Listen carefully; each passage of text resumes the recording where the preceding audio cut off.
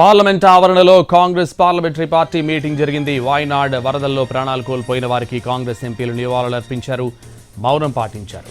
ఈరోజు రాహుల్ గాంధీ, ప్రియాంక గాంధీ వాయనాడ్ వెళ్లాల్సి ఉంది. అయితే ప్రతికూల వాతావరణంతో అధికారులు వారించడం వల్ల టూర్ను వాయిదా వేసుకున్నారు.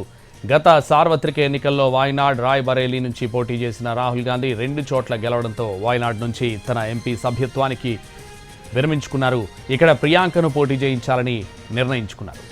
వాయనాడ్లో వరదలు రావడంతో 156 మంది చనిపోయారు, వందల మంది ఆచూకీ గల్లంతయ్యారు.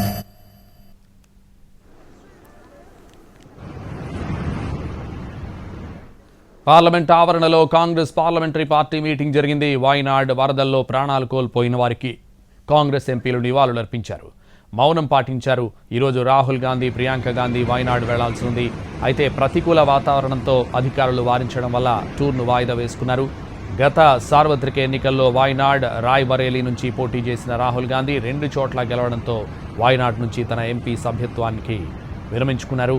ఇక్కడ ప్రియాంకను పోటీ చేయించాలని నిర్ణయించారు. వాయనాడ్లో వరదలు రావడంతో 156 మంది చనిపోయారు, వందల మంది ఆచూకీ గల్లంతయ్యారు.